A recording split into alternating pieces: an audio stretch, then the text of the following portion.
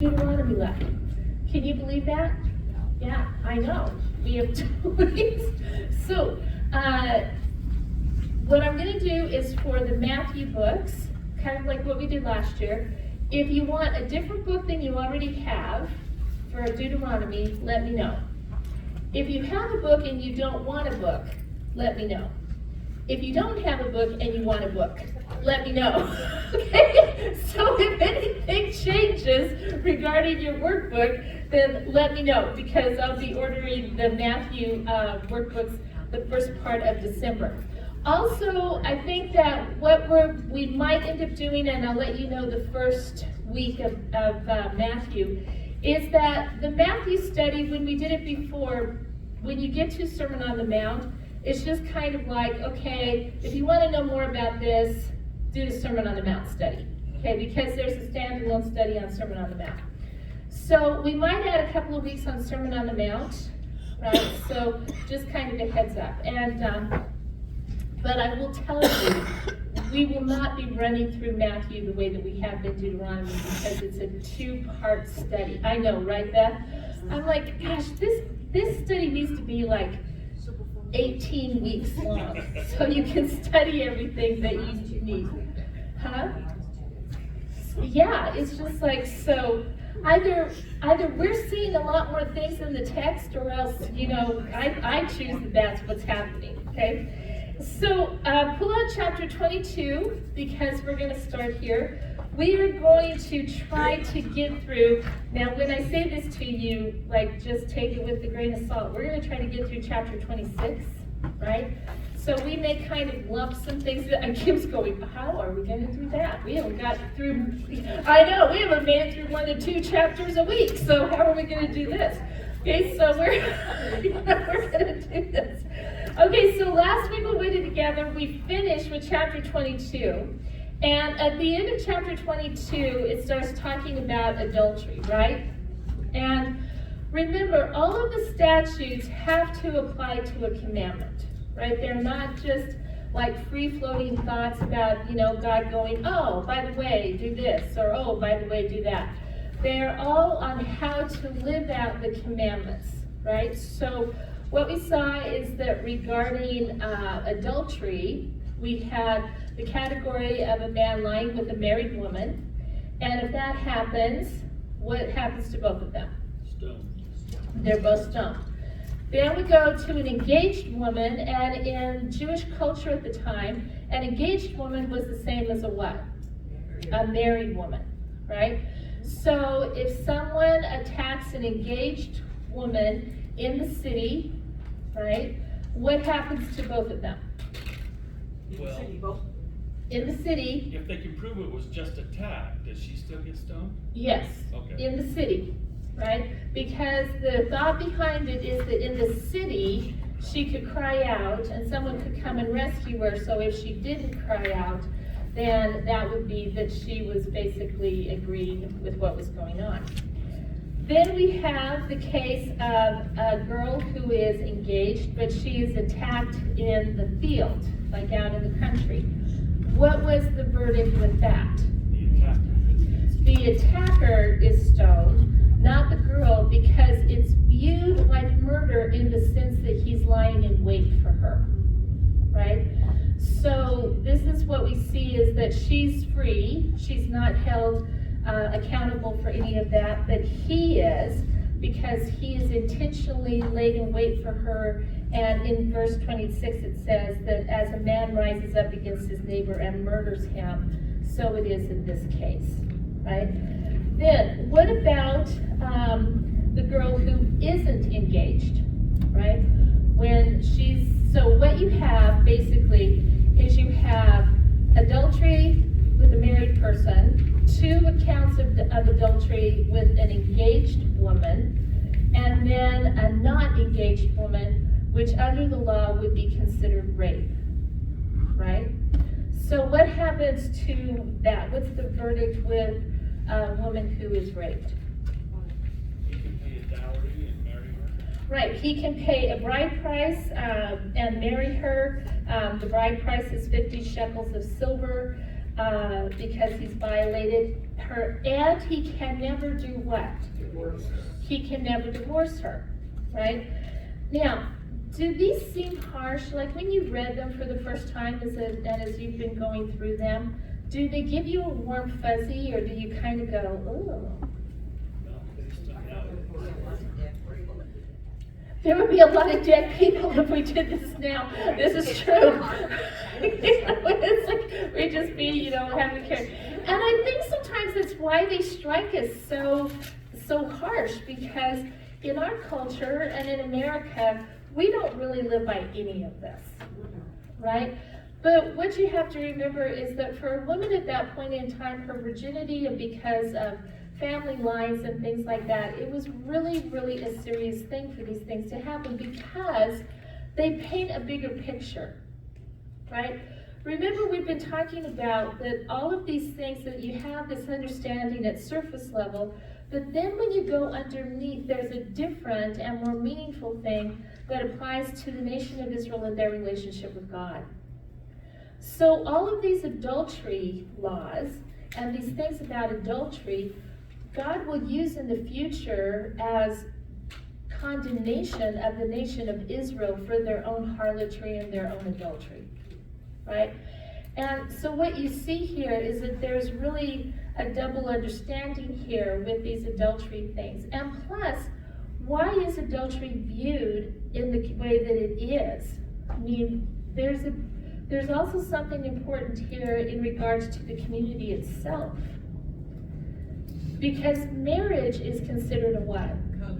A covenant relationship, right? And God's going to use marriage to show how he feels about the nation of Israel, how he feels about Judah. That will be carried on into the New Testament about how Jesus feels about the church. So this is why this idea of adultery, this violating of marriage covenants or engagement covenants, things like that, is seen as a capital offense, right? Because it's the intimacy being broken, it's the exclusivity that's being broken, all of those things. Now, we talked about last week, though, that with some of the things that the nation of Israel does, there's such a deep part of the nation of Israel that God, he doesn't say that they can't do it anymore, but he restricts it, right? He may make an accommodation for it, but he starts to restrict it or regulate it, like what we saw last week with polygamy, with the sons who get the birthright, right? So we're going to see a couple of things too this week as we're going through things about God making allowances. He's making regulations so for it. But the thing about adultery too is that what you see here is that what is the one thing that God has been telling them from the very beginning of the book of Deuteronomy? If someone were to ask you, what did you see about God's attitude in Deuteronomy? What would be the one thing that you could tell them for certain how God feels about? Is there one thing over and over and over again he's been repeating? Idolatry. You will have no other gods before me. Right? So what we see is that this harsh penalty for adultery kind of feeds into that understanding of what he's trying to teach them about when they go into the land. Can they play the harlot? Can they break their covenant relationship with God and go chasing after other gods? No. So this is why you see the harsh penalty. But for us, this is a harsh penalty. Because like I said, we're so used to this in our own culture that when we read it, we go, wow, does God really mean that? And if someone were to ask you that, what would you say? Yes. Yes, he does, right? So then we get to chapter 23, and what we see here too is that, like we were talking about, all of these things have something that they go along with one of the commandments or the idea of separation and purity to God. So remember in chapter 22, we had all of those separation commandments, like you can't plant the same seed, different seed in the same furrow. You can't graft different grapes onto the same vine. You can't be unequally yoked. All of those things showing that the nation of Israel is supposed to be separated to God. They're supposed to be different than all the other nations around them, right? Yes? No? Yes. Okay. So part of their daily life would be this understanding as they're planting seeds. They're going to know, okay? Only this seed can go here because we are here and the nations are here. When we do a yoke of animals to plow with, we can't have a donkey and we can't have an ox because we are a singular people to God. We follow God. All of these things were daily supposed to be part of their life to show them how they were separated to God. Now, when we get to chapter 23, we have another issue here about the assembly of the Lord. Now, when you read through these verses, basically verse 1 down through verse 9, okay, what is the assembly of the Lord?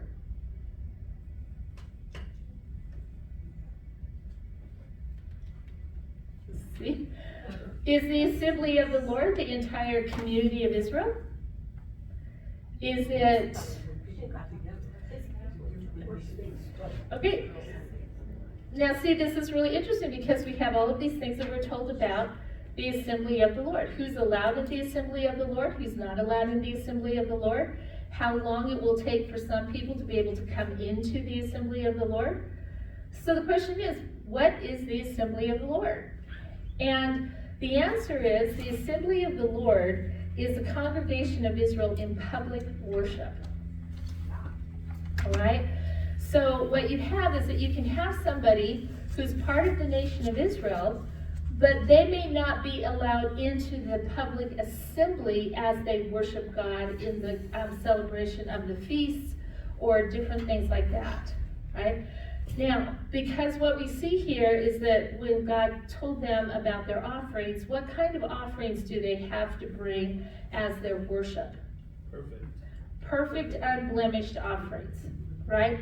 So it's this idea that those offerings that are unblemished, and what we're going to see, even people who are unblemished, are the only ones who can come into the presence of the Lord to worship Him. Now, that doesn't mean that they were shunned within the greater community. It doesn't mean that they were excluded necessarily from eating the meals or things like that. It was just that when you see that phrase, and you will have a holy convocation, like when the nation of Israel would come to pray or anything like that, they could not be part of that to stand before God. Now, the first person that we see in chapter 23 who is not allowed in the worshiping assembly of the nation of Israel is who? A man who has been emasculated in some way, right? Now, the question is though, because of pagan rituals, there were men who were castrated and became eunuchs. There were other things like this. So there is some question as to whether or not these were actually people born with some type of birth defect, or if they were aliens who maybe had been part of the Canaanite nations or had come out of Egypt with them at some point in time, who have undergone something as far as pagan worship. But either way, what we see here is that if a man suffers from this particular deformity or this particular handicap, he cannot be part of the worshiping congregation. Now, the next person is someone of an illegitimate birth. Now, the word for illegitimate here is not what we think, because when we talk about someone being illegitimate, if we ever do, right, it's used in the context of what? Marriage. Of someone being born outside of marriage, right? The word here in the Hebrew doesn't mean illegitimate as that. It means someone whose parentage is of mixed ethnic origins, or someone who is the product of incest. Now, the thing about the Canaanites is that they practiced incest rabidly, right? Because all of their gods were incestuous. So whenever you would come together with the Canaanites, they practiced incest on a regular basis. Sons sleeping with their mothers, fathers sleeping with their daughters, siblings sleeping together, because this is what all the gods did, right? So he's saying that no one that was produced in those kind of actions can come and worship before the Lord. Now, like I said, we're going to see in a minute that you can have Egyptians, right? Are the Egyptians mentioned as the passage goes on? Yep. They are, right? Now, the Egyptians because remember you had all of these Egyptians that came out with Israel.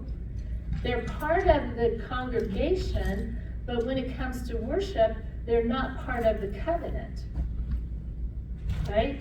So what you see here is that God makes allowances that after 3 generations, an Egyptian could actually become part of the assembly of the Lord. Okay? Now, does this seem harsh? Because what are we used to with the gospel? Whosoever wants to come can come, right? But what is the point that God is making over and over again with the nation of Israel? They are set apart, right? Everything about them is that they are a holy people, a royal priesthood set apart to serve God. So this is what he says. Now, does this mean that God says you can mistreat these people, that you can harm them, that you can, not care for them? Not at all. Not at all. But they do have this understanding that you have to be of a certain ethnic heritage to be part of the religious or the worshiping community. You have to not bear any physical imperfections. Like when you get into Leviticus, it even talks about more of the physical imperfections. And so what you see here was this understanding that to serve and worship God, you did it to the best of whatever it was, whether it was animals being brought to him as sacrifice, whether it was those who stood in front of him to worship him, it was all of that, right? And it bothers us because of the gospel message, but it was still a lesson for them in regards to their engagement with the Canaanites. So, any thoughts about this? Because once again, he says, basically, you're not going to have anything to do with the Moabites. You're not going to have anything to do with the Ammonites because of the things that they have done. And he basically says that anyone of a Moabite heritage or an Ammonite heritage will never be allowed to worship in the congregation of Israel. Now, that's really interesting because one of my favorite women in the Old Testament is a Moabite. Ruth. Right? But once she married Boaz and when she came back, what do you know now about Ruth as far as her ability to come as an Israelite and worship God?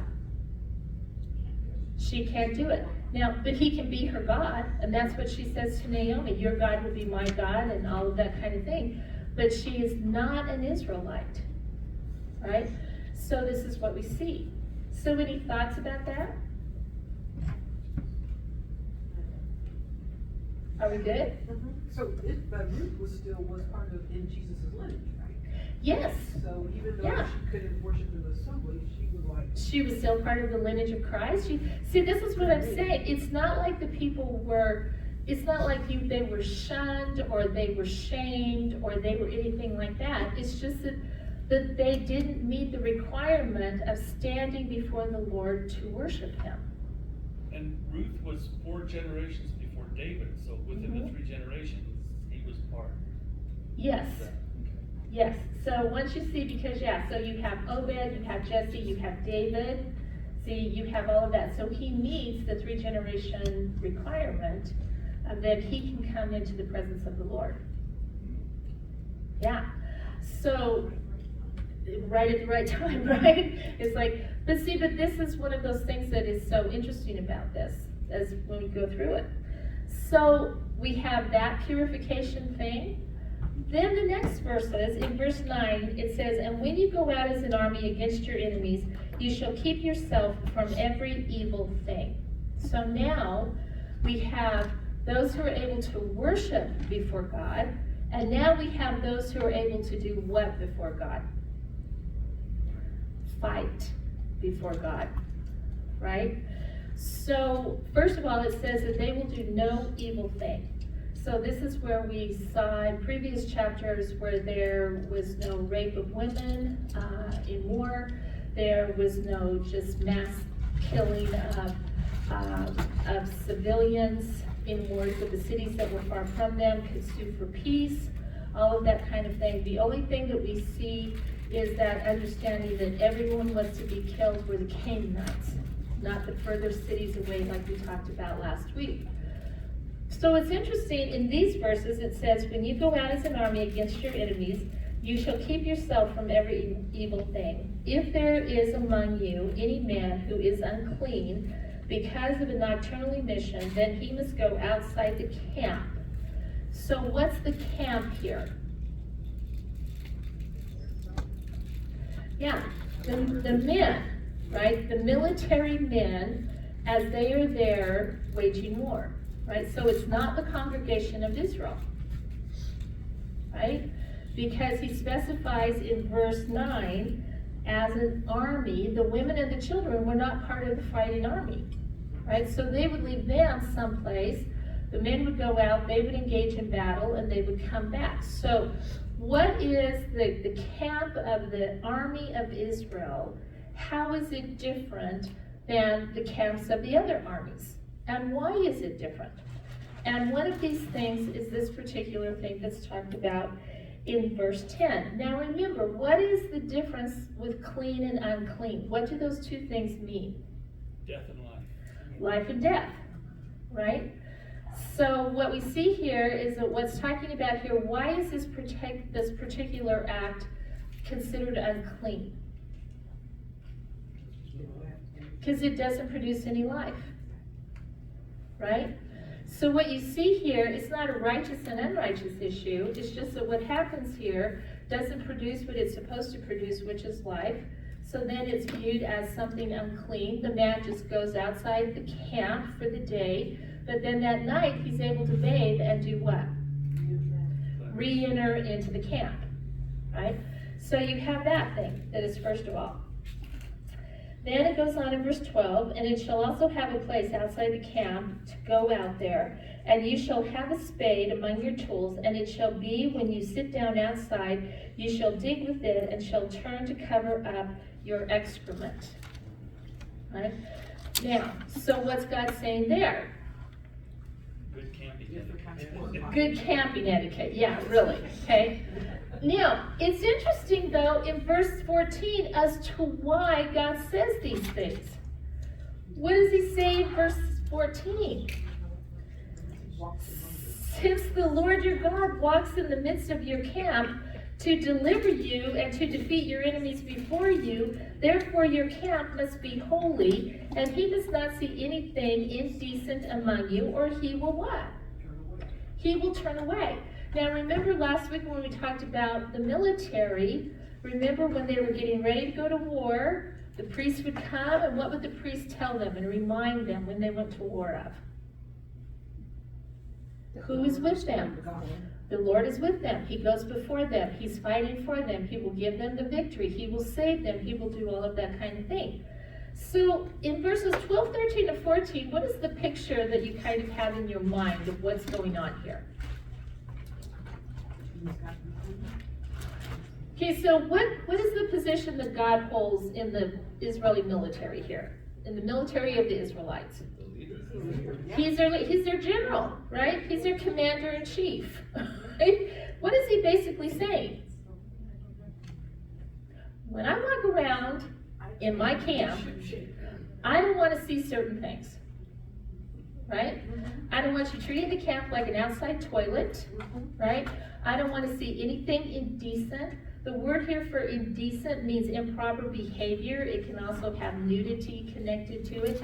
He's like, you are, even as a military, you are what?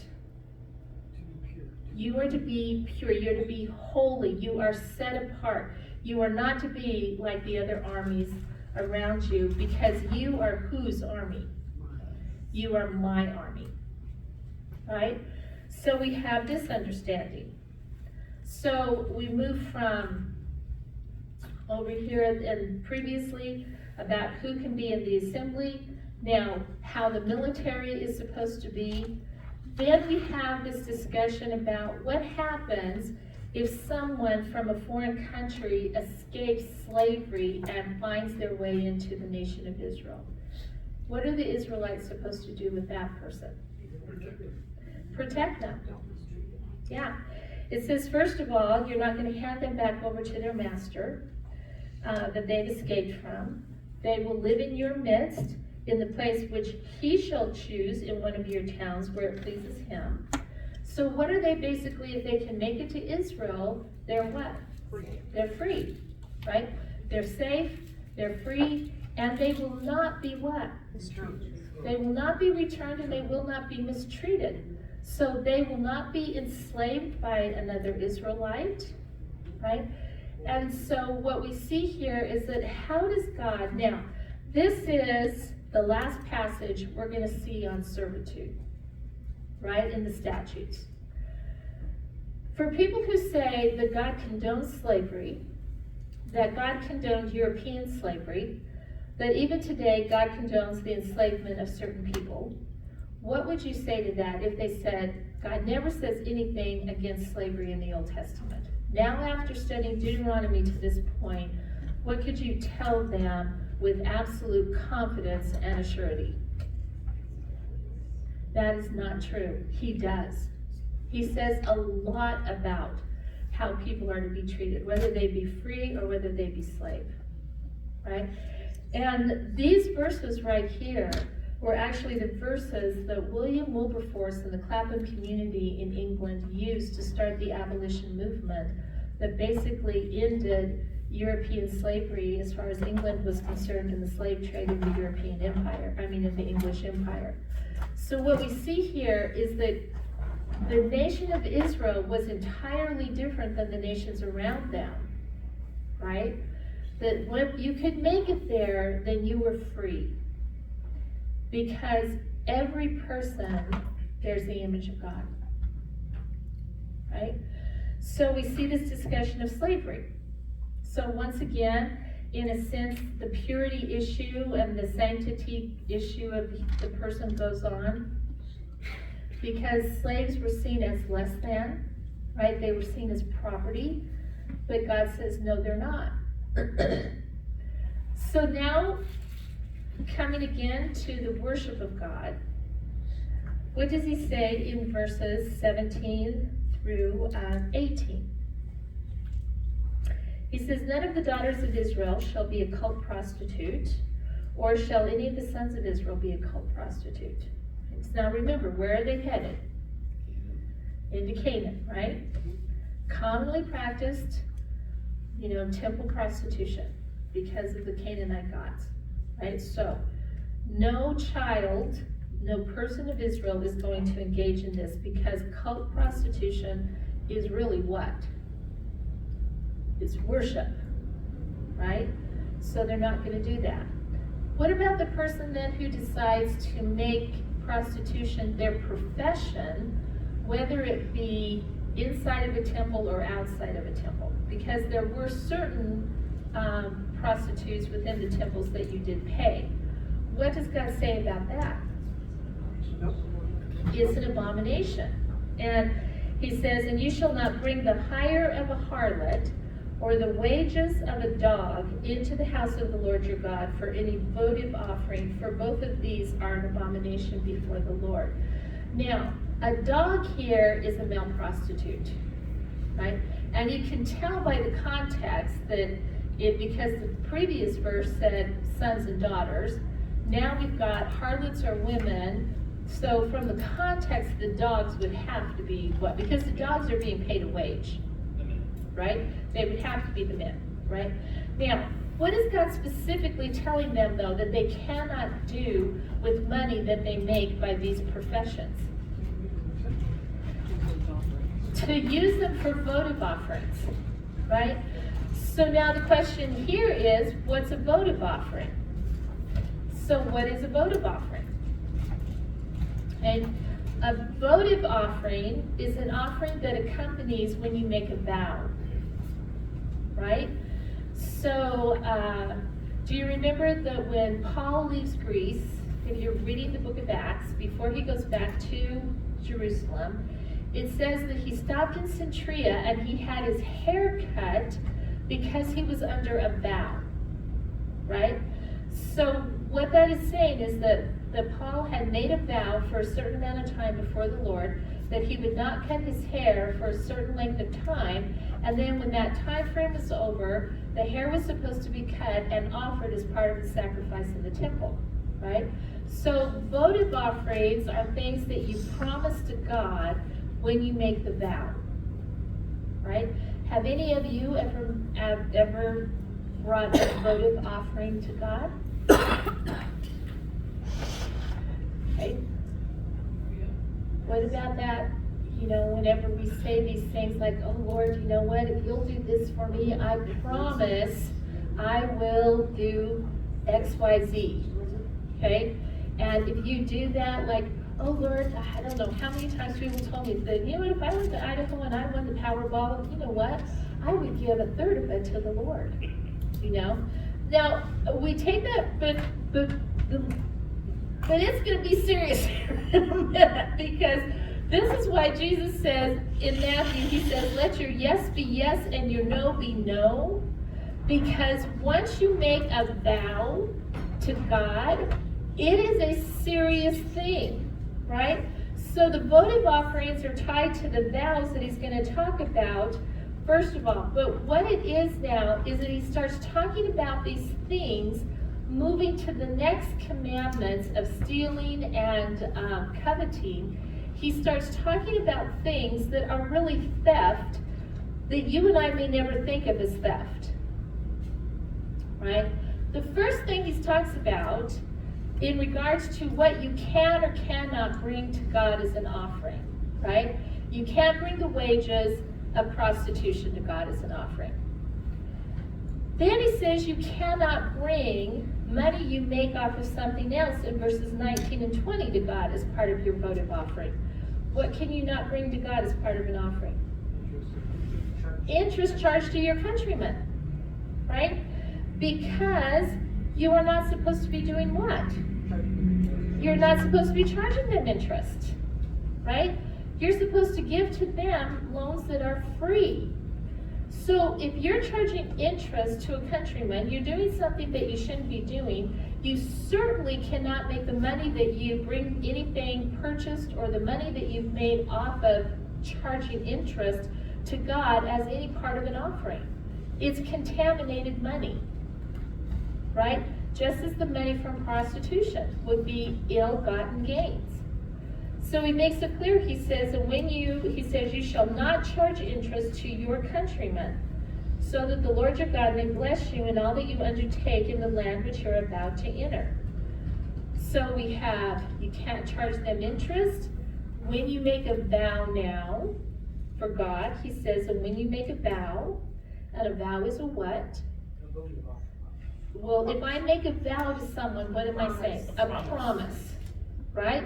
So any time that the phrase, I promise you, or I make a promise to you comes out of our mouth, in the eyes of God, that's considered a what? A vow, right? He says, when you make a vow to the Lord your God, you should not delay to pay it, for it would be sin in you, and the Lord your God will surely require it of you. However, if you refrain from vowing, it would not be a sin in you.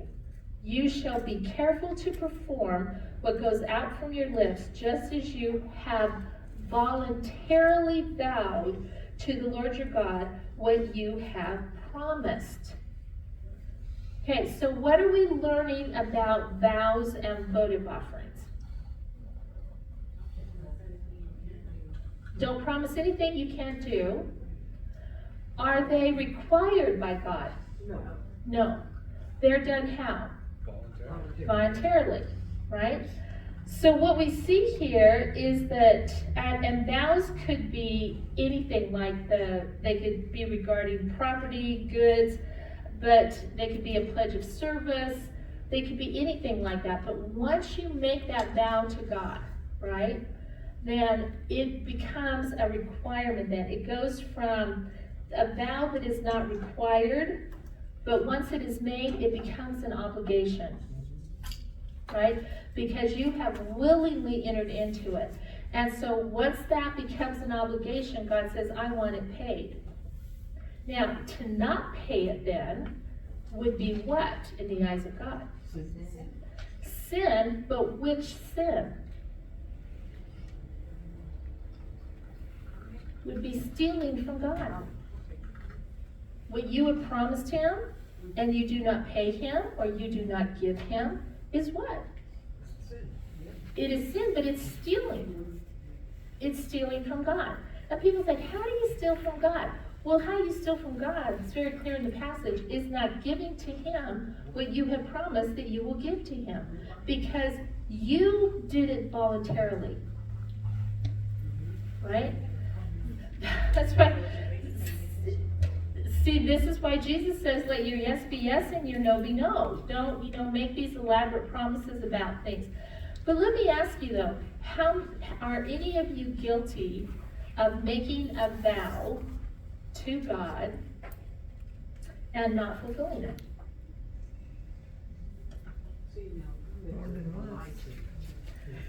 See, I think this is really interesting because how many times that sometimes when people get in a really hard situation in life, right? And they're just like, you know what, Lord, I know that I haven't been doing what I should be doing. You know what, I know that this situation is because I haven't been faithful to you or something. I promise that if you will fix this, I will start going to church again. I will start praying. I'll start reading my Bible. I'll start doing all that kind of thing. Now, we all know people who have done that, right? They kind of use God as that, if you will give me this, then I will do this, right? And the moment we say that, what have we entered into with God? A vow. And when we enter into that vow, it now becomes an obligation that God expects us to pay. So this is why he says, remember what you voluntarily agree to, or you say you will do. God then takes that as it is his by right. To not pay it to him. See, this is where I think the language is really interesting. When you make a vow to the Lord your God, you shall not delay to pay it. Right? So it's seen as a transaction. To withhold it then is stealing from God. Now, what's interesting about it is that the passage doesn't say that you shouldn't make vows. It just says when you do. Right? So say that you make a vow to God and you say, okay, you know what, Lord?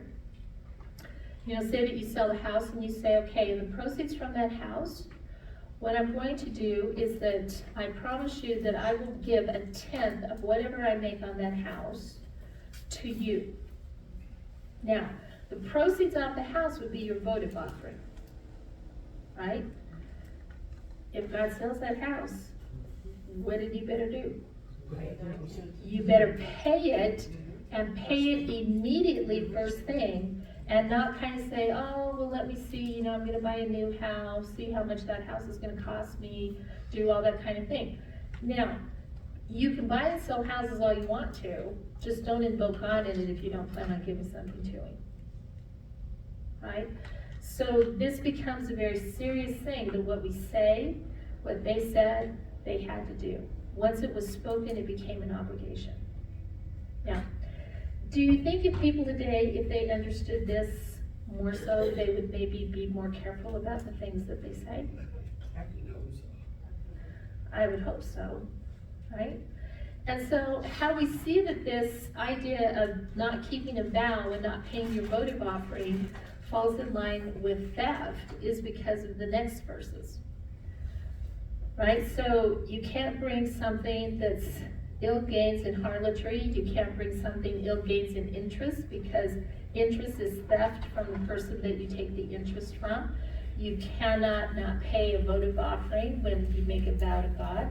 And in the next set of verses, what can you also not do? Basically, what is he describing? So say that I'm, Beth and Glenn have this beautiful vineyard, right? And this is the easiest way to get from one place to another is to go through their vineyard. What can I do while I'm walking through their vineyard? You can have some grapes. I can have as many grapes as I want, right? Until I'm full, right? But I cannot do what? I cannot take a basket with me and pick grapes and put into the basket, because that becomes what then? Stealing, because I'm harvesting part of Beth and Glenn's produce, right? So he says you can walk through a vineyard, you can eat all the grapes that you want to, but you can't take a basket with you and fill the basket. You can walk through somebody's grain field, you can pop off as many heads of grain you want, and you can grind them in your hand and eat the kernels. You can do that as much as you want, but you can't take what with you? A sickle, and start cutting their wheat, because that's theft from who? Your neighbor. You're stealing their crop, right? So now, these are things I think that are really interesting, because a lot of times we don't think of these things necessarily as stealing, right? But remember, what are the statutes given to us for? Well, to teach us, what does the commandment, thou shalt not steal, how does it play out in our everyday life? Right? So these are things that would play out in their everyday life. So he says you're not going to do that. Now, we have another issue, still in this same vein, in chapter 24, but before we get to chapter 24, any thoughts? Anything we need to talk about a little bit more? Where's Kid? Kid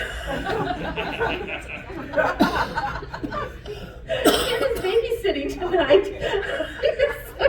I know, he's gonna be really sad, because let me tell you, Kid had lots of questions about this. He had lots of questions. So if any of you want to play Ken tonight, you are more than welcome to, fill in for Ken, So, but I think that once you kind of start seeing it in the vein that it's intended, then it kind of all starts tumbling together in your brain, because, okay, what is another way that you can steal something from someone? And the next thing, the next discussion in chapter 24 is what? Divorce. Okay?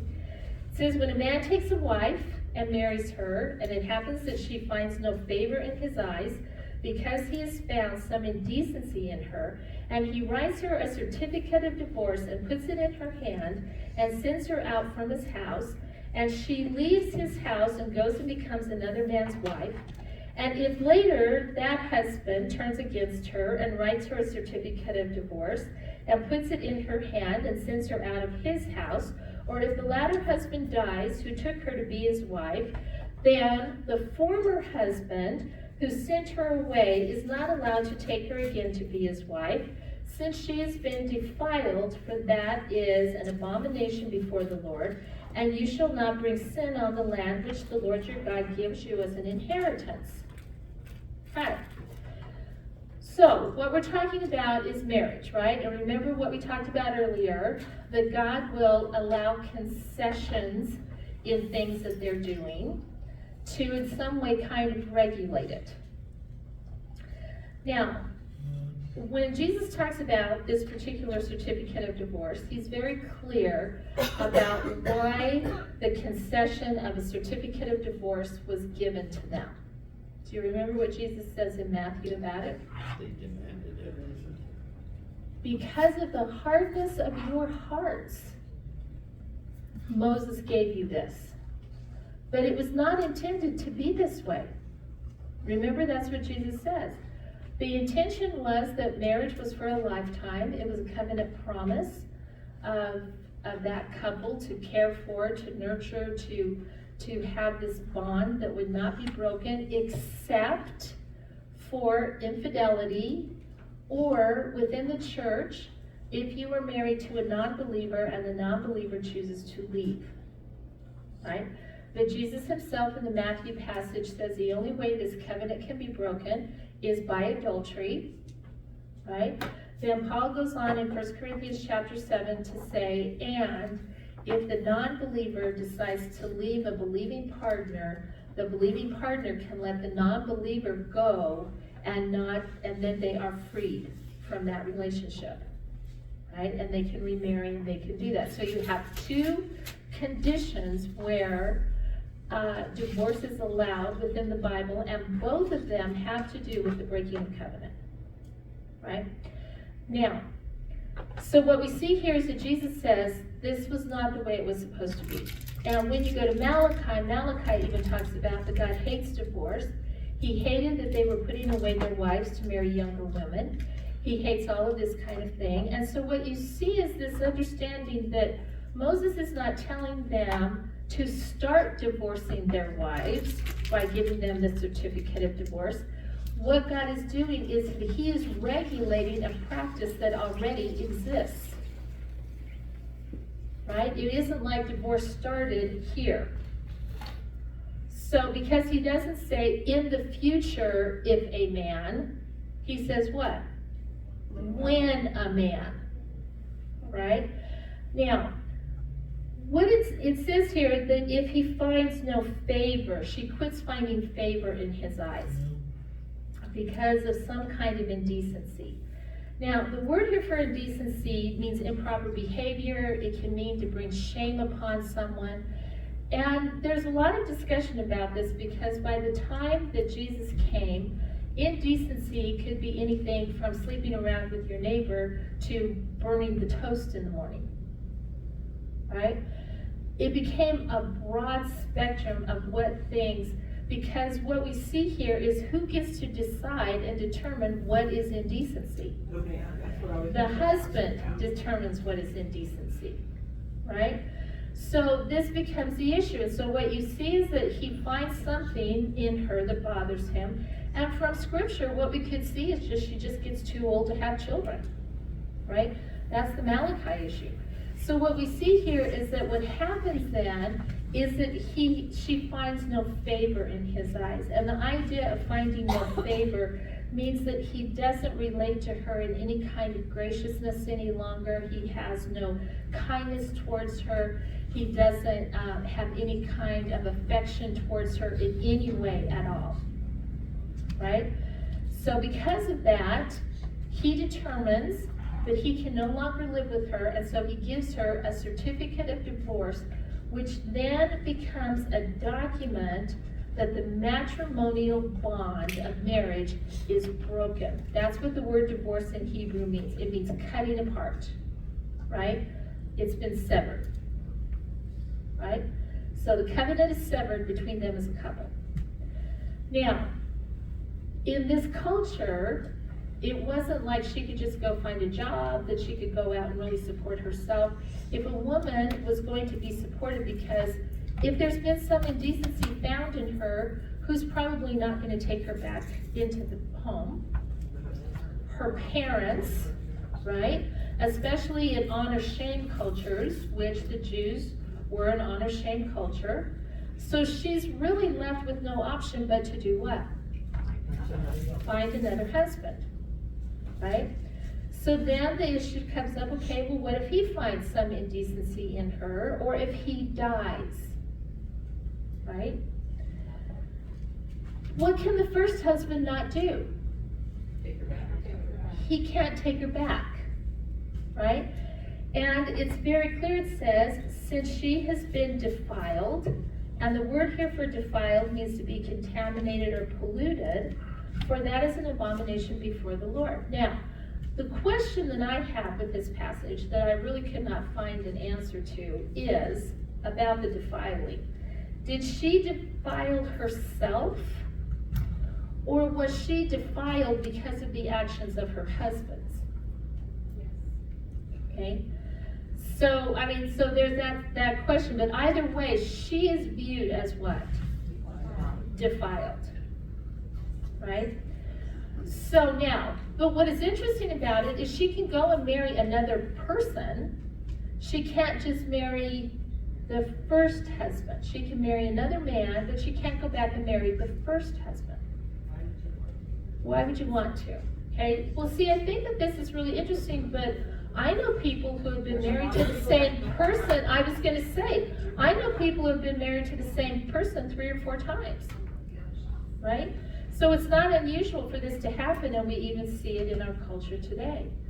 Why do you think that God says this cannot happen? Why does he say, first of all, we have just divorce, the hardness of their hearts and putting away their wives and all, but why does he say that you can't go back to the first husband?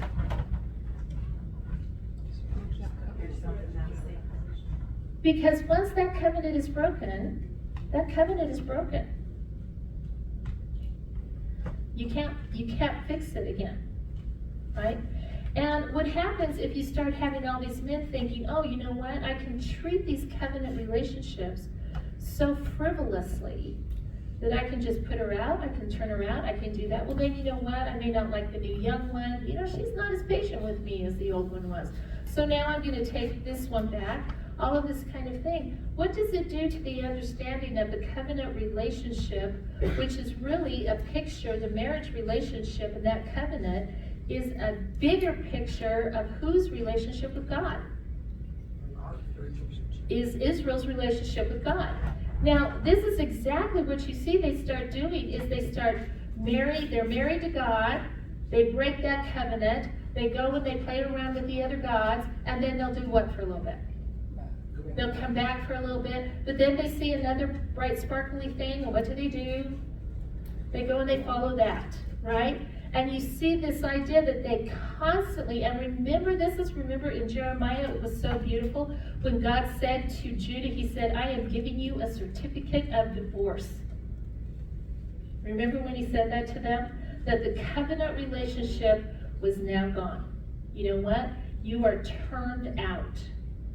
And so this is what I think he's trying to show them, is that the covenant relationship of marriage needs to be taken in the seriousness that it is intended, because it does have a greater meaning spiritually for them, especially as a nation with Israel. Now, do you think it has a greater meaning for us as New Testament believers? Because who are we referred to as? The bride of Christ, right?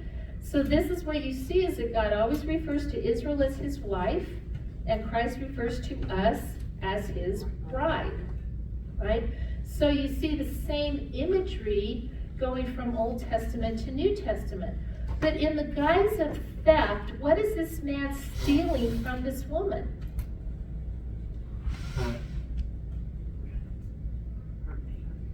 Her reputation, her livelihood, her security.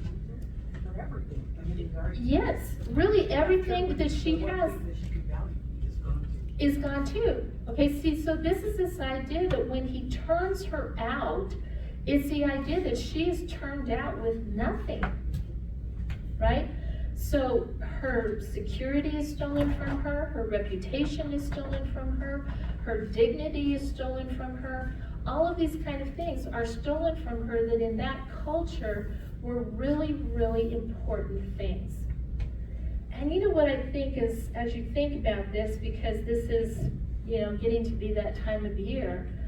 Now, like I said, were there real reasons to issue a certificate of divorce?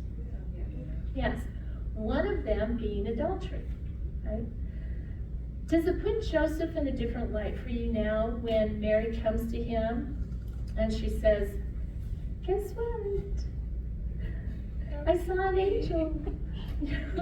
Joseph's like, yeah, I got those other girls, okay? And then she says, no, really, I saw an angel. I have conceived a child through this whole thing. And what does it say that Joseph was considering doing?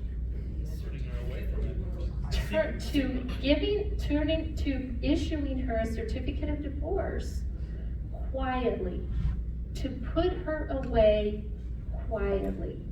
And what that terminology means of issuing her a certificate of divorce quietly, but to divorce her because it was obvious that she had been unfaithful to the marriage covenant. And then the angel comes and says, no, it's okay, you do all that kind of thing. But see, this is a practice that still goes on into the time of Jesus, and that's why Jesus will address it in Matthew. Okay? So, any thoughts about that? Does it clear it up a little bit for you regarding the certificate of divorce and all of that kind of thing? Yeah. It kind of makes the analogy to God's relationship with the children of Israel. You know, that covenant relationship. Right, because it symbolizes something bigger than just the marriage between the man and woman, right? So now, what are the next set of verses about? Once again, we have this man that may be what? Who can't do what in verse 8? It says, when a man takes a new wife, he shall not go out with the what? The army, nor be charged with any duty. He shall be free at home 1 year and shall give happiness to his wife whom he has taken. Okay? Now, the word happiness here means to bring rejoicing, to make glad, to make joyful, but basically it means create children. All right? Because the creation of these children is an important part of why marriage is part of what it is, the whole understanding of once a child is created, the inheritance rights are secure, all of those kind of things that we've seen. So what can war possibly do to that woman? If your husband you get married and then your husband goes right off to war, like, all of those tragic war movies, with Vietnam and the Civil War and all that kind of thing, what happens if the husband isn't allowed to stay home for a certain amount of time? She could become a widow, and what is stolen from her? Her future, her children, all of that kind of thing, all right? And once she's flipped over into widow, she becomes part of that marginalized part of society, but then she's getting her care from her family and her tribe, not her children, right? So it was this idea that she have her husband for a long enough time for there to be children that are created, right? So in this sense, it's that her husband and her children are not stolen from her, but really basically it's her children, right? So going in that same vein, what's the next thing that God says you cannot steal from someone?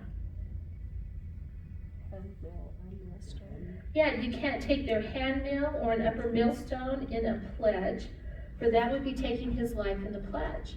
Now, a pledge is different than a vow here, because where pledge is used in these chapters, what would be our modern equivalent to a vow or to a pledge? A contract, maybe? It would be collateral, right? Yeah. So basically, now, they're not supposed to do this either. Remember? You're supposed to give that money if somebody needs a loan, you're supposed to give it to them freely.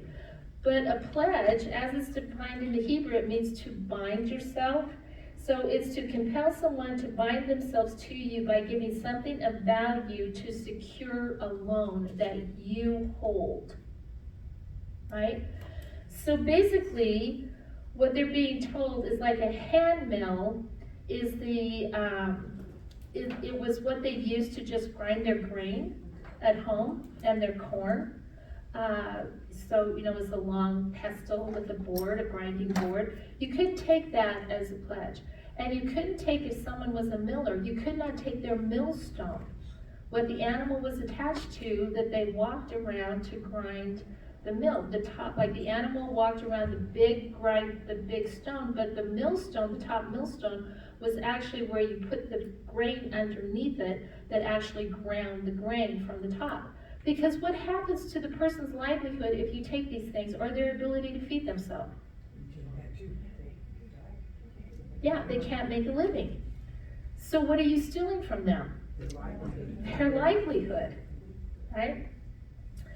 So he goes on and he says, if a man is caught kidnapping any of his countrymen, of the sons of Israel, and he deals with them violently or sells them, then the thief shall die, so you shall purge the evil from among you. So what could you not do either? Kidnap. You can't kidnap somebody and sell them into slavery. right? This is, remember when we went over the original commandments where it says, thou shalt not steal? That word still in the Hebrew can be man thief, right? So with that understanding, now I think it's interesting, so kidnapping carries with it a capital punishment, and selling someone, you cannot sell someone in the nation of Israel, right? So once again, we could use this as a verse also. How does God feel about the kidnapping and selling of someone into slavery? Of course, he's against it. He is against it, right? It's a capital offense. So this is what I think is so interesting. So you have that because when you, I think this is pretty obvious how this is stealing, right? You steal that person's life from them at that time and all of that. So now, what's interesting though is that now we have kind of a transition from this is how these different aspects of theft are defined or how they look. But what is the motivation behind treating someone like this? Right? And that's what Moses starts talking about now, because there's a motivation in and how you see someone that you would abuse them in regards to how the law says you are not supposed to abuse them. And so what it appears is that Moses starts talking to them about, okay, how do you see the person who is poor? How do you see the widow? How do you see the orphan? How do you see the hired person who is a poor hired servant?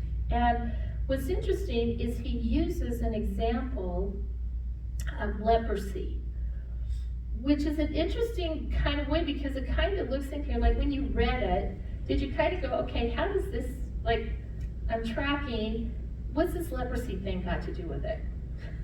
See? And the key to understanding it is who God is telling them that they must look at as people with authority. Now, because he says, be careful against an infection of leprosy, that you deliberately observe and do according to all that the Levitical priests teach you. As I have commanded them, so you shall be careful to do it. Remember what the Lord your God did to Miriam on the way as you came out of Egypt. Now, so what they have to do is now go back and understand what had happened to Miriam. She got leprosy. The question is, why did she get leprosy?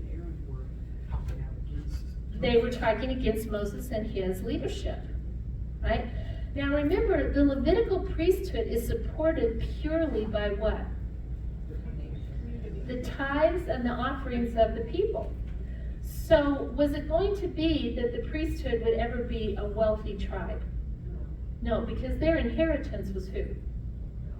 Was God himself, right? But what happens when they get into the land and some of these other tribes start getting more wealth and they have people who are wealthy, and how do they start looking at the Levites? Well, they're poor, right? We can give them what we want to give them. They should just be happy to get it, right?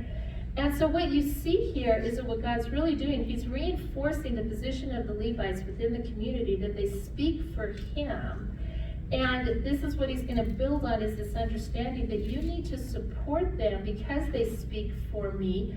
If you disregard their authority, because he very clearly says when you have leprosy, you're not supposed to stay in your tent and kind of think you can scrape it off with a rock or do something like that, right?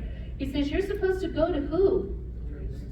The Levitical priests, and you're supposed to listen and do what they tell you to do because I'm the one who has instructed them, right? So they're not supposed to look down on the priests because they're not wealthy. They're not supposed to look down on them and think, oh, I can give whatever I want to God, and the priest should just be happy to get it because they don't have any land, they don't have anything like that. How is the priesthood supposed to be seen? As those who speak for God, right? So then he goes on and he says, and if you take a pledge from someone, right? And this is where he starts talking about now, how do you see these people? He says that when you make your neighbor a loan of any sort, You shall not enter his house to take his pledge. You shall remain outside, and the man to whom you make the loan shall bring the pledge out to you. So what is he saying that you can't do? If you force one of your countrymen to secure the loan by collateral, what can you not do? You can't go into his home and take the collateral and treat him with such little regard, right?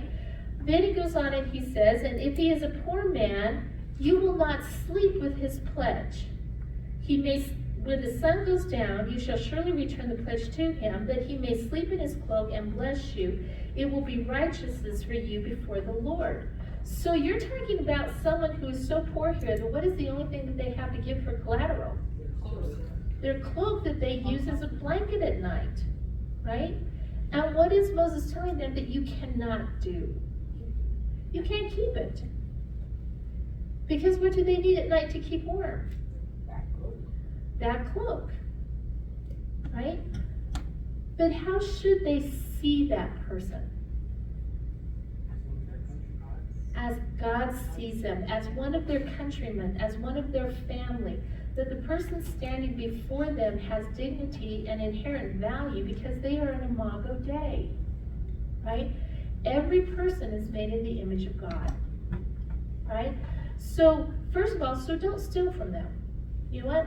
Don't charge them interest. Don't take collateral on loans. If you do take collateral on loans, don't take the thing that is their livelihood. If they're so poor that all that they can give to you is the blanket that they wrap around them at night, don't keep it from them so that they shiver in the cold at night. Treat them with the dignity and respect that they deserve as one created in God's image. So it goes on now, and what about the man, the person that you hire who is poor? Give him his wages at the end of the day, because what is he needing at the end of the day? He needs those wages to buy food for his family, right? So he says, and you shall give him his wages on his day before the sun sets, for he is poor and sets his heart on it, so that he will not cry out against you to the Lord and it become a sin in you, right? So you can't steal from these people. You can't hold something that you shouldn't be holding in regards to something that they need for their livelihood, or something just even for their daily protection from the elements. You can't withhold their wages and say, oh, you know what, I'll pay you in a couple of days. If you hired them to work that day for that wage, you pay it when? That day, right? And then it goes on, and this is really interesting because now the next set of verses talk about you can't make one person pay for someone else's sin, right? So it says, fathers shall not be put to death for their sons, nor shall sons be put to death for their fathers. Everyone shall be put to death for his own what? His own sin. You shall not pervert justice to an alien or an orphan, nor take a widow's garment in pledge. But you shall remember that you were a slave in Egypt, and that the Lord your God redeemed you from there. Therefore I am commanding you to do this thing. Now, why does God spend so much time talking about the poor? And I think that this is there's so many poor, but the poor basically just seem to have targets painted on them, right? Yeah, they're always, someone's always trying to take what they have. Somebody's always trying to scam them out of what they have. All these kind of things. What you see here is, and because of who they are, they really, if we're quite honest, the poor do not have the same voice in society that people who are wealthier have, right? They're looked down upon, they're seen as lesser than. And what is God constantly doing with the widows and the orphans and the poor? He's holding them up, right? And the reason he's holding them up is because he wants the nation of Israel to see them how? Like he sees them. They are valuable, right? They are image bearers of me. And so you need to see them the way that I see them. So he says you cannot, now see, I think this is really interesting because there was a practice that would happen in certain environments where you could pay someone to take a death penalty. If you could pay them enough, right, so that their family would be secure, then they could take the death penalty, and if someone was, and this was something that the poor were victimized with, you could hire a poor person. You know what, we did this in our own nation with conscription during the Civil War. Men who were wealthy, they could pay a poor immigrant to take their place and go to war, and they would tell the poor immigrant, you know what, we'll take care of your family, we'll make sure that they have food, that they have a home, they have all of that kind of thing. And of course, if you're a poor immigrant, what are you gonna do? Okay, right? This is why God says you cannot have someone else pay for the sin of someone else, right? And so then what's the last thing in this chapter that he talks about regarding the poor? What principle does he start talking about in verse 19? Gleaning, right? So he says that when you harvest your fields, you need to not go over them a second time. When you harvest your trees, you don't go over them a second time. Your vines, you don't go over them. Why is gleaning an important thing here?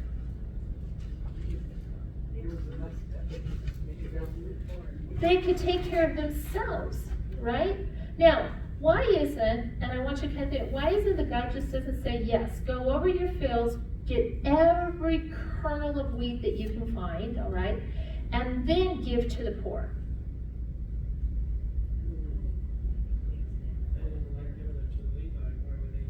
If they didn't like giving it to the Levi, why are they going to like giving it to the poor? And then the question is, how much do you give to the poor?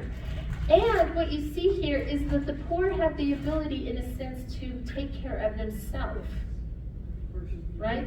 Versus being taken care of. So if you were a real industrious gleaner, what could you do?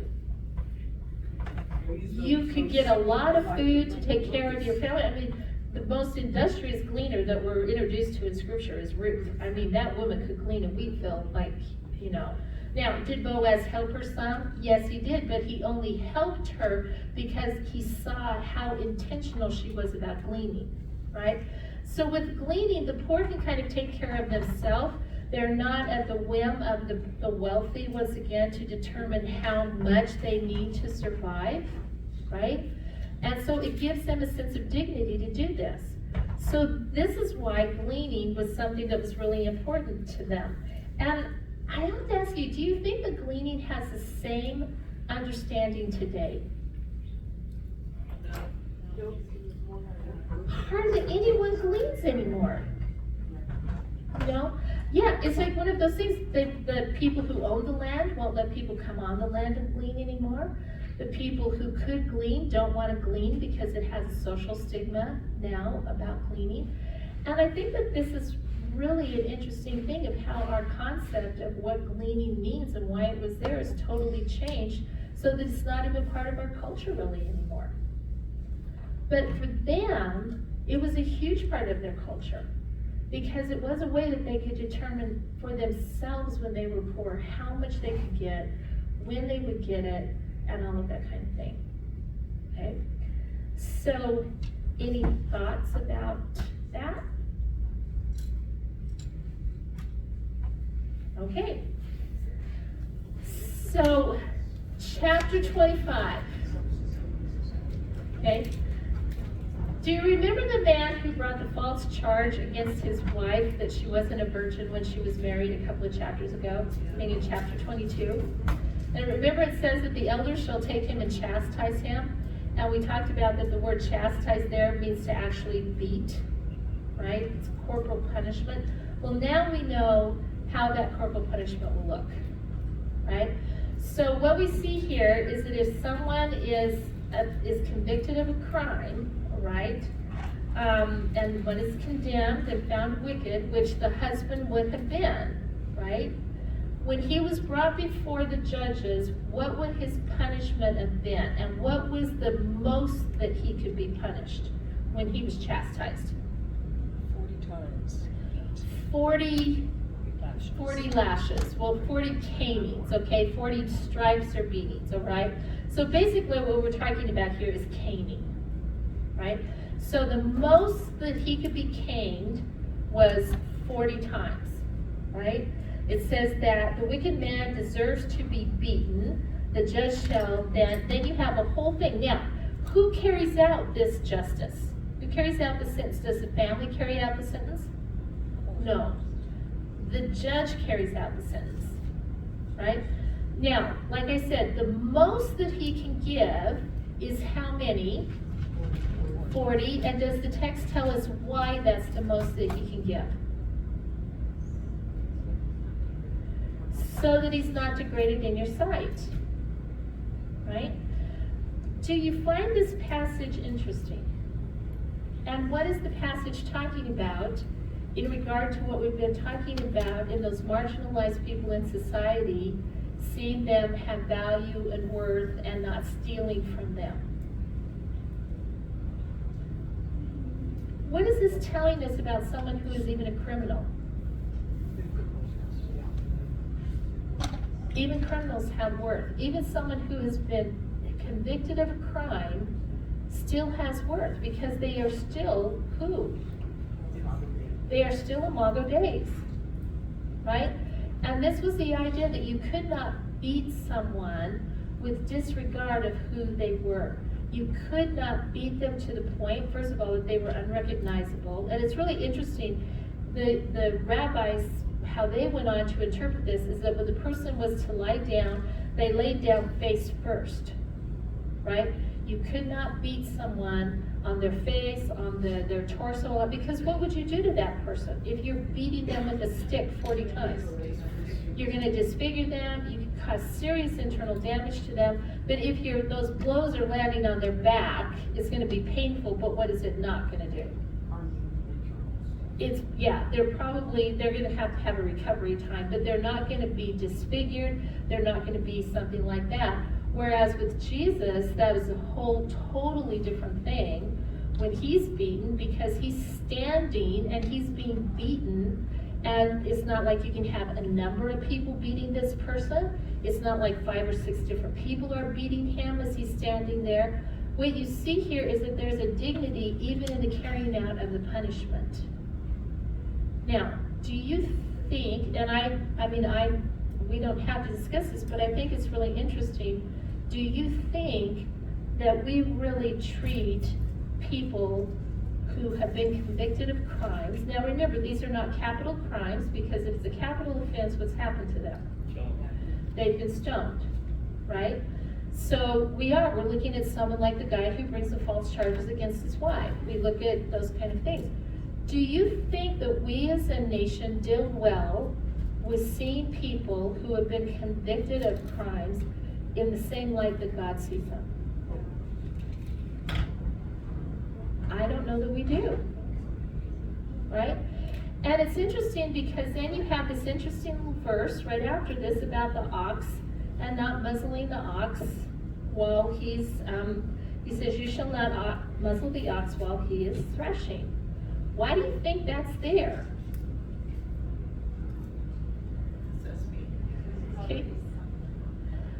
Okay, see, I think this is interesting. So first of all, part of what the ox's pay is what? That he gets to eat while he's walking on that millstone, right? Okay, so that's part of his pay. And this is, Paul would use this verse right here in the New Testament as the case for paying those who teach you, right? But what you see here is that what God is telling them is a couple of things. In the example of how you treat humanity, right? You can't treat people like animals, right? Even your animals you treat well and let them eat while they're working, right? But what you also see here is that to another degree is that man does not have the right to abuse the creation too and to just use it for his own whims, right? Just as you would not starve an animal that is working for you, you will not beat a man beyond what is due as justice calls for. And in the Levitical law right here, and in Deuteronomy, the most that anyone could get for a crime that is not capital punishment was 40 blows, right? So what do you think of that? Now that was different than the nations around them. I mean, we know that just when the Romans came along. I mean, the Romans would beat somebody, you know, there was a reason it was 40 save 1. Because how the Romans beat you, you never really made it to 40. Right? And so, and this is what we see about Christ, when he bore that punishment, he was so disfigured by the time that he went to the cross. It's amazing that he was even able to make it as far as he did, right? So what you see here is that there's still this idea of the dignity of the person, that you cannot steal their dignity from them, even when justice is being carried out. Okay? So, what is the next thing about in verses 5 through 10?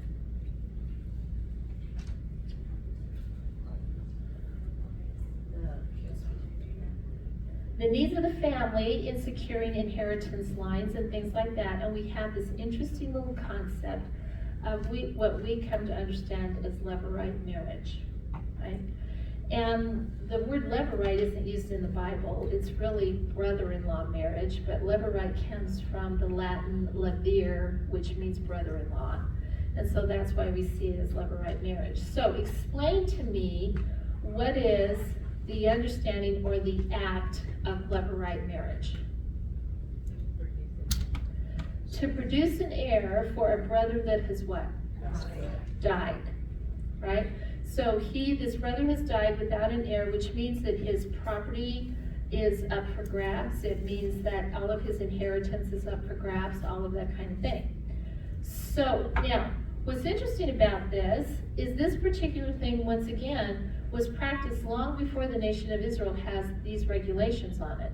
The first time that we see this issue being played out is with Jude and his sons and Tamar.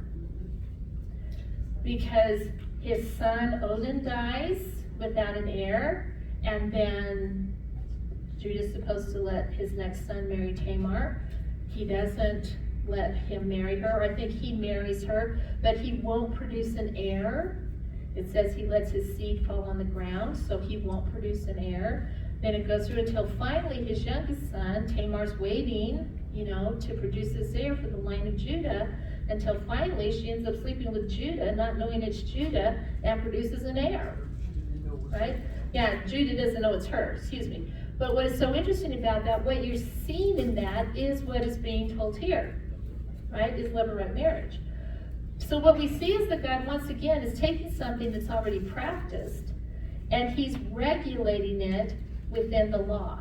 So, what we see here is that there's an heir that's not produced, then it's the responsibility of a brother or the nearest unmarried kinsman to marry that woman, right? Not just sleep with her, to take her as his wife, and their first son will legally become whose heir? The first husband. Her dad's husband's heir. Right? Now, what happens if the nearest kinsman to do this will not do it? This is the book of Ruth. All right? Think of the book of Ruth. So what happens, because when she goes to Boaz, and she says, okay, I'm invoking my right here for this. And remember, he tells her there's one closer to you than I am. We have to talk to him to see if he's willing to do it. So Boaz talks to him, and what is the person, the relative who's closer to her than Boaz, what is he willing to do? He's willing to take Naomi's land, right? He's willing to take her land and her property. But then Boaz reminds him, he says, well, you do remember that with the property and with all of that comes Ruth. And then what does the relative say? No, because that's going to put my own inheritance in jeopardy, right? So then he's able. So what's interesting about this, so what if you had a kinsman who would not produce an heir? Was this seen as a good thing? I mean, was this kind of a basically neutral kind of thing, producing an heir or not producing an heir? No. It was a bad thing. So what is the procedure? So if the woman comes to that next kinsperson, that kinsman, and says, will you do this? Excuse me. And he says no. What does she have the right to do at that point in time? Smack him with her sandal. Smack him with his sandal, okay? Now, this is much more than just smacking him with his sandal, because this is a stigma that he bears from that point on, and the rest of his family. And because she takes it before the elders, she asks him if he will do this. When he says no, it says, then, thus it shall be done to the man. Then the brother's wife shall come to him in sight of the elders, shall pull his sandal off his foot, spit in his face, and she shall declare, thus it is done to the man who does not build up his brother's house. And the word there for build up means to leave an inheritance or leave a progeny, right? So what we see here, or posterity, so in Israel, his name will be called the house of him whose sandal is removed. So he not only bears this shame, but his sons bear this shame, their sons remain this shame. So what is doing here is that this is a huge issue. So what is the purpose of this? Why is it that God regulates this particular action again that's already in practice? Why does God regulate it? And Jesus will even talk about this in Matthew, because of those Sadducees that ask him, what about this woman who marries into a family with 7 brothers, right? And that poor woman is passed from brother to brother without any heirs. You know, the question is that when they all die, whose wife shall she be, right? So what we see is that the principle of levirate marriage was still there. What is the purpose of this though, okay? When we look underneath it, because it seems like a really weird practice to us, right? For any of you that are married and your husband has brothers or cousins, and you think, ooh, okay, you know, can't. As far as, wouldn't that be creating polygamous? No. No, because the male, yeah, they had to be single, okay? So the wife, the brother's wife couldn't be taken as a second wife or anything like that. It had to be a relative who was unmarried, right? Because that child is going to, so what is the purpose though there? To keep the inheritance within the house of Israel. Okay, so to keep the inheritance rights within the families and the tribes of Israel, right? So to keep those inheritance lines pure. The first child was then the dead husband's child. And this is what you see at the end of Ruth. Naomi is holding that child and she says, my fortunes have been restored to me. And basically that child is Naomi's child. Right? Not Ruth's. It appears that, and not saying that Ruth doesn't raise it, the Boaz and Ruth don't raise it, but in the eyes of the community, that first child that Ruth and Boaz have is Naomi's child. Right? Yes, it will have her property, it will have everything that her husband had. But what is also another thing? Okay, now, because why is it that the closest relative may not choose to marry the woman? What if he has only one son? Okay, maybe he has his eyes set on somebody else, or what happens? What if no one ever steps forward and marries this woman and that family line dies without an heir? What can he then do?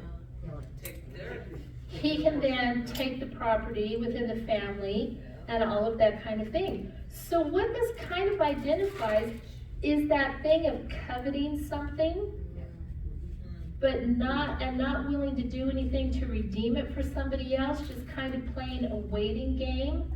That I can wait because if there's no heir at some point in time, that property is going to be up for grabs within the family and within the tribe, and maybe I can get it. Without Right? having an heir. Without having an heir, because once an heir has it, then that property is the heir's. Right? The property is not up for grabs any longer.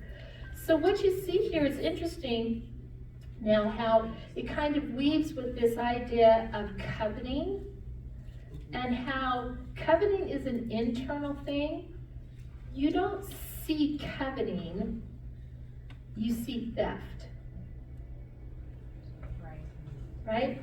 The coveting of another man's wife is visually adultery, which is theft of that person's partner, their affection, the levirate marriage not being fulfilled is in a sense like probably coveting, which is what basically the other relative says. He says to to Boaz, I'm not gonna put my inheritance in jeopardy for Naomi, right? This idea if he can just wait it out, and if there's no heir, he can take Naomi's property because he will be given first rights to it as someone who's in line for it. So what you see is that what starts happening now is this idea of how coveting is an internal thing, but it plays out in the breaking of the other laws. You don't really see it until it's played out in murder, theft, adultery, dishonoring your parents, something like that, lying, right? So you have the regulation regarding left-right marriage. Then we come to a really interesting set of verses, in the next set of verses, about men fighting. Okay? So these two men are fighting, right? And it appears that it's a fairly intense fight, right? Because the wife steps in to somehow save her husband.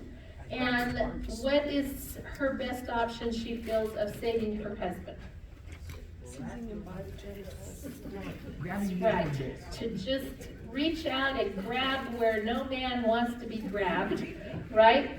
And what happens to the fight at this moment? It's done because what is the man brought to? His knees, all right? Now, why the judgment against her? Because this is a serious judgment, right? If she does this, now, and because it's not like, it doesn't say if she reaches out and cradles his genitalia. It says if she reaches out and she seizes them, her hand is to be cut off. She's putting his reproduction at risk. Exactly. Right? So she's engaging in an act where he possibly will not be ever to father any more children. Right? So you have the levirate law that protects the woman's ability to have children. Then you have this judgment or this statute right here that tells women, you know what, I don't care what's happening to your husband, this is off limits because you cannot endanger that man's ability to produce children in the future. Now, the judgment for things is really interesting because earlier we saw that the most you could do for someone was like for like, right? Eye for eye, tooth for tooth, you know, all of that kind of thing. Is that what's happening here?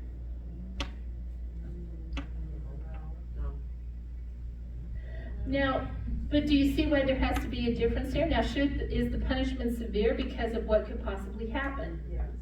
It has to be a severe punishment. So, in a sense, it can't be like for like because she doesn't possess what she could possibly have destroyed, right? So what is being, the offending limb is being cut off, right? So, and she's gonna bear the shame of that within the community for the rest of her life, right? So what you see here is that you can't steal, no one can steal a woman's children and her right to have children and heirs. No one can steal a man's right to have children and heirs either, right?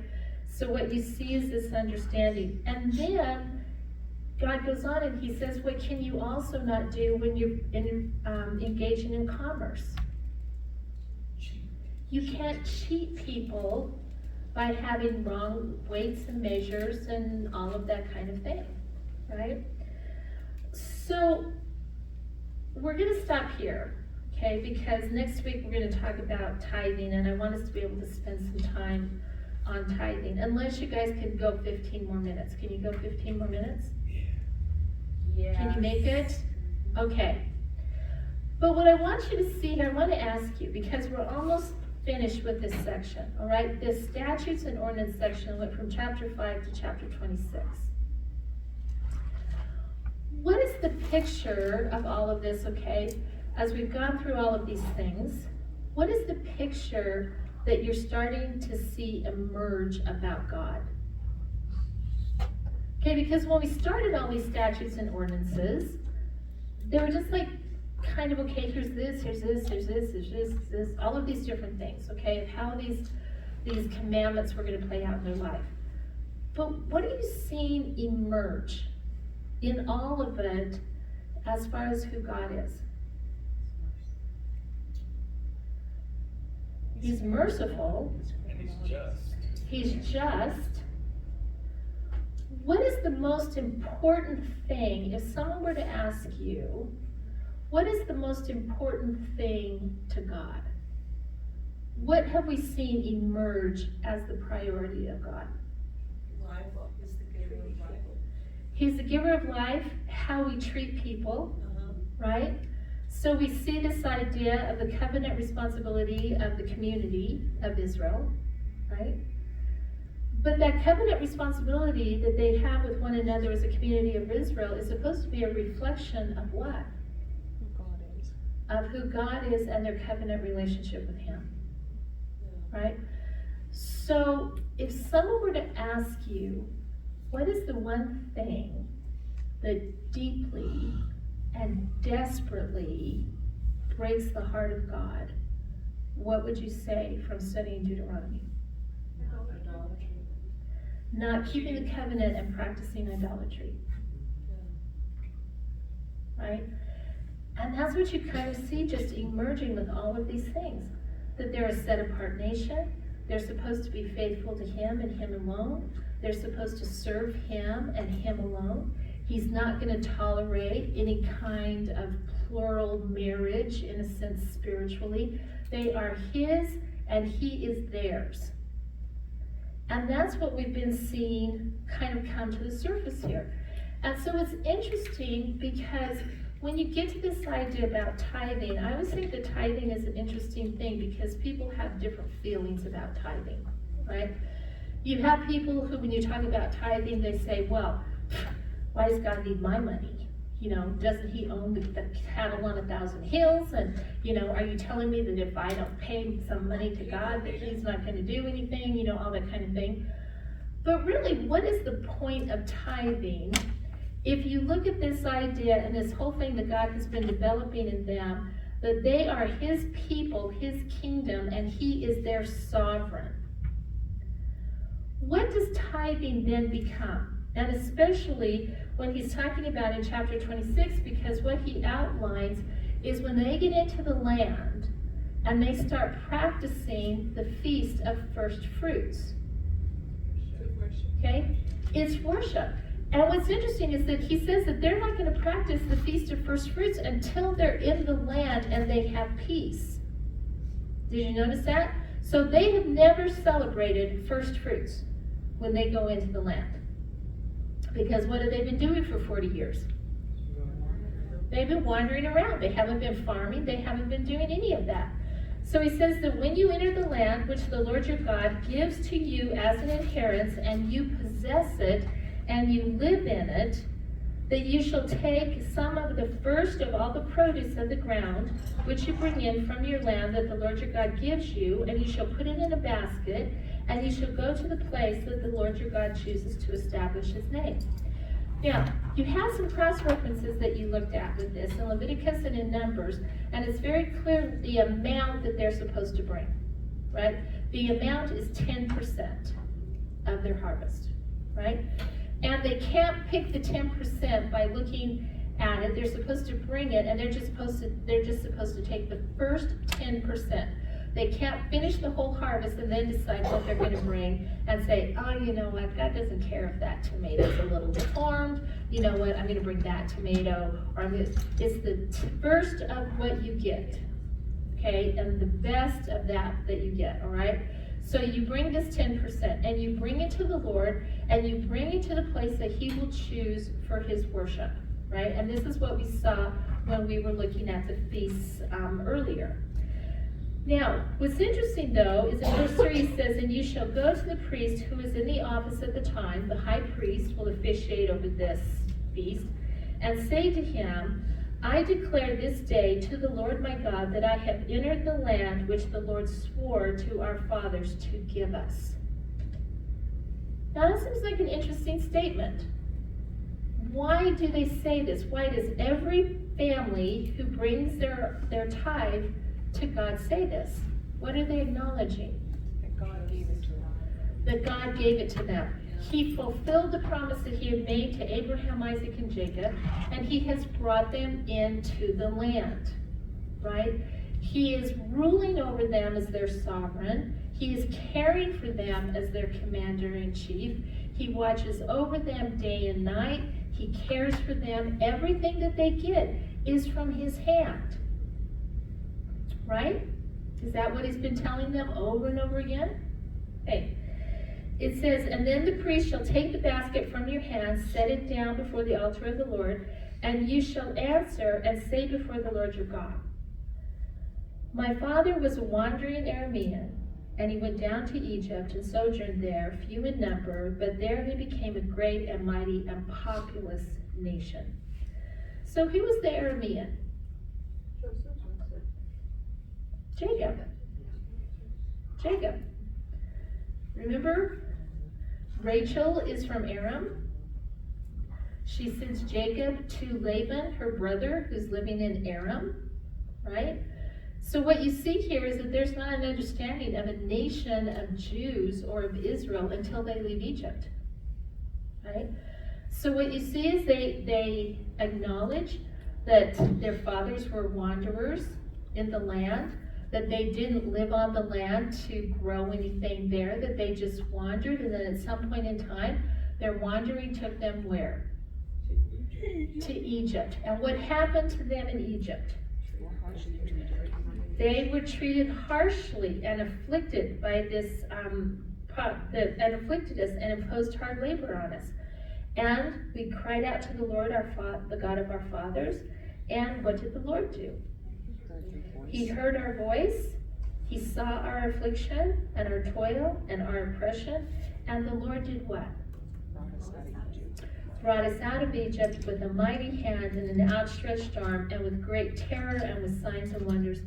And he brought us to this place and has given us this land, a land flowing with milk and honey. So in there, this is really beautiful because any of you who have ever attended a liturgical church, this is almost like a liturgy. It's almost like a responsive reading, that they bring something in, the priest says, why have you done this? Then there is a text that they say in response to the priest. And what it is, it's a recounting of how they came into the land, that it's not by anything that's been their strength, it was by whose strength that they came into the land? It was by God's strength that they came into the land. And it was by his delivering them that the fulfillment was that the promise was fulfilled. And so because of God's faithfulness, then you have verse 9. Now, behold, I have brought the first of the produce of the ground, which you, O Lord, have given me, and you shall set it before the Lord your God, and worship before the Lord your God. And you, the Levite, and the alien who is among you shall rejoice in all the good which the Lord your God has given you in your household. So he talks about just the feast that they go on in every year, right? Okay. And this whole ceremony that happens. And then they celebrate and they do all that. But then every third year, what is special about the third year tithe? That's given to the Levites and the widows and the orphans and the aliens where? In their own communities, right? So what you see is then, the text goes on and it says, so then every third year, you're going to bring what you would have taken to the sanctuary of the Lord. Now, were the Levites fed out of that? They were. But the widows and the orphans weren't, right? So now you're going to take this that you would take to the sanctuary to feed all of the tribe of Levi. Now you're going to leave it in your own community and you're going to feed the widows and the orphans and the aliens out of this. And when you brought this, it's really interesting. What did you swear before God had not happened, that you had not done with this tithe that you were bringing to him in your own community? That you brought the whole amount as you were commanded, right? That you have brought it out as a sacred portion, that you have given it to who it was intended for, And what was really interesting in verse 14, that you have not given any of it to any pagan gods. Because it says, I have not eaten of it while mourning, nor have I removed any of it while I was unclean, nor offered any of it to the dead.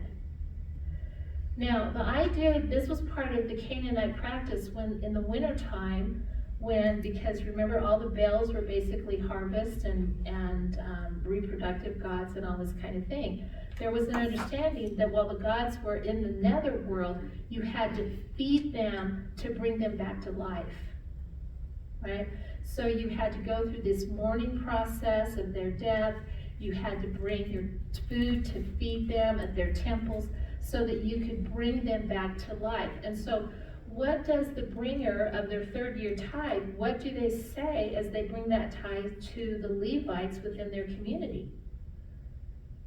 None of this has been used for what? Pagan worship, as any kind of idolatry. It is a pure tithe given to you. Right? Now, what I think is interesting about this is the concept of tithing. I think that it's really interesting if we don't put it in its proper perspective. Because if you look at God as a sovereign, I think this is what's really hard for us, because Americans are so anti any kind of king or lordship or anything like that. But as you look at everything that God has been telling them in the book of Deuteronomy, what has he told them that he is going to do for them as their king, as their sovereign? He's going to provide for them. He's going to give them a great land, right? And if they will follow his commandments, he will bless them. And remember what blessing is. This next week, as you do your passages on the blessing and the cursings, remember in the context of Deuteronomy, what does blessing equal? Prosperity. Prosperity, right? So he's promised them he will give them a land that will bring them prosperity. Not only will he do that, but he will also do what? He will give them children. He's going to take care of their children, their children, their children, okay, for generation after generation. Who's going to fight for them? Who's going to defend them? He's going to fight for them, right? All of these things that a good sovereign will do. And what does a sovereign expect from their subjects in return? Obedience, but also giving back a portion of what has been given to them. Tithe. Where did you see the 10%? It is in, if you looked in your workbook, you had Leviticus 27. Okay, so let's look over here. All right, let me get over here. Deuteronomy. Okay. All right. In Leviticus 27, starting at verse 30, it says, Thus, all the tithe of the land, of the seed of the land, and of the fruit of the tree is the Lord's. It is holy to the Lord. If therefore a man wishes to redeem part of his tithe, he shall add to it 1/5 of it. For every 10th part of the herd or flock, whatever passes under the rod, the 10th one shall be holy to the Lord. Right? So that's 10%. Then also, you also get that in Numbers 18.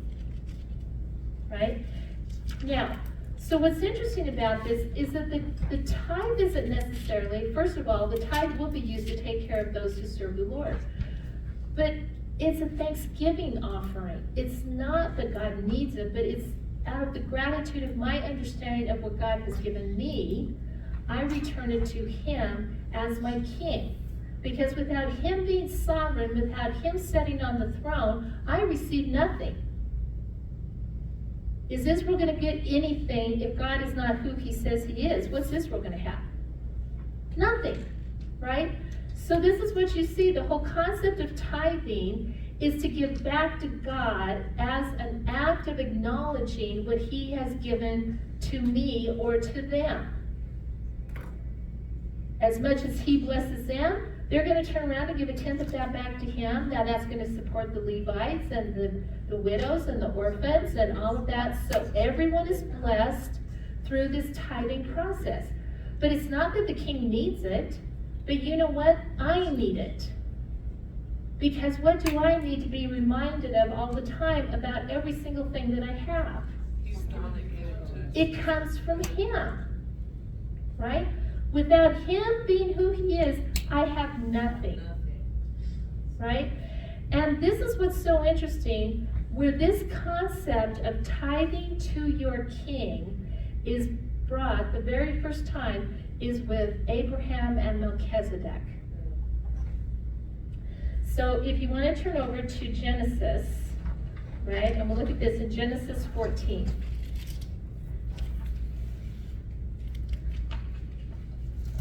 So in Genesis 14, in verse 17, it says, "And after his return from the defeat of the Mesopotamian kings and the kings who were with him, the king of Sodom went out to meet him at the valley of Heba, that is, the king's valley.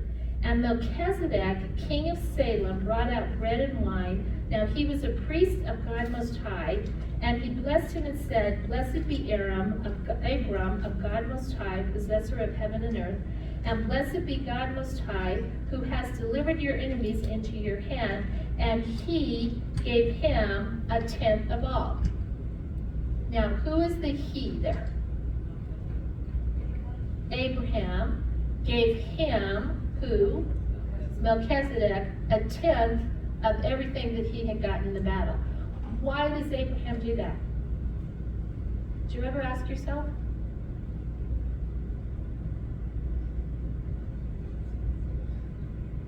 Because Melchizedek is a king. He is not only a priest, but he is a king. And so what you see here, the author of Hebrews, he starts explaining this in Hebrews in chapter 7, starting in verse 1. He says, "For this Melchizedek, king of Salem, priest of the Most High God, who met Abraham as he was returning from the slaughter of the kings, and blessed him," right? "To whom also Abraham apportioned a tenth of all the spoils, was first of all, by the translation of his name, King of Righteousness, and then also King of Salem, which is King of Peace. Without father, without mother, without genealogy, having neither beginning of days nor end of life, but made like the Son of God, he remains a priest perpetually." Now, he's not saying that he was a pre-incarnate of Christ. He's just saying that in the understanding of who he is, there was no record at the time of his family line or anything like that. Abraham, we're being told about an isolated incident when Abraham believes that he's the only one really following God Most High, and then he comes in contact with who? Melchizedek, who isn't a wandering person, who isn't a wandering herdsman or anything. He's a what? He's a king, and he's a priest to God Most High, right? So it says, "Now observe how great this man was, to whom Abraham, the patriarch, gave a tenth of the choicest spoils." Why was Melchizedek great? Because he's a king and he's a priest, right? The priest of the Most High God. But he's a king serving the Most High God, right? So it says, "For those indeed of the sons of Levi who received the priest office have commandment in the law to collect a tenth from the people, that is from their brethren, although these are descended from Abraham.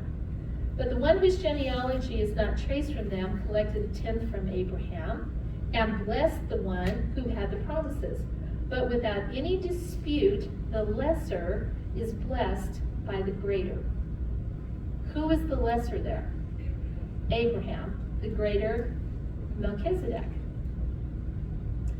So what you see here is that God is showing them that tithing isn't really about, it is about what you tithe, but it's really more about why you tithe. And the why you tithe is because at some point, if I really am seeing God for who he is, as the people of Israel needed to see him, they would realize what about themselves and their relationship with their king. He provides everything for them. He protects them. He cares for them. He guides them. He loves them. This is what is so interesting about this language. For a king to say that he loved his people at that time was an unusual thing because his people were a means of him making his own wealth. So what you see here is a whole difference when they tithe in relationship and understanding of who they serve and why they do it. So my question to you is, if you tithe, why do you tithe? And do you really think about what has been given to you for you to give back to your king? Was Israel the only one who had a king? No. Who do we have? But Christ is our king. And this is what we're going to look at when we get to Matthew, right? He came talking about the kingdom of God. If there is a kingdom, that implies that there is a what? A king. Right? So the covenant is a beautiful way of us showing and acknowledging what God does for us. So what are your thoughts about that? It is amazing, and I think it's amazing that the tithing concept is established through Abraham and Melchizedek. Once again, they're doing exactly in a way what their fathers had done before them, giving back to the king. So any thoughts as we close tonight? Are we good? Thank you for staying, everyone. So, all right, well, let's pray and get out of here so you guys can go home. Okay? Father, we thank you so much for this time that we've had together. And Father, we thank you so much for this book of Deuteronomy.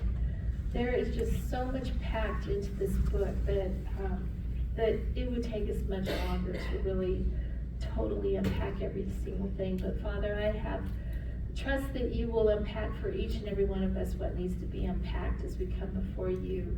And as we think about these things we've talked about, as we pray before we start our study every week, Father, and that, Lord, that every single day, that as your people come to your word, that you would reveal yourself to them. And so, Father, I just thank you for all of those who are here tonight. I thank you for their discipline. I thank you for their willingness to come.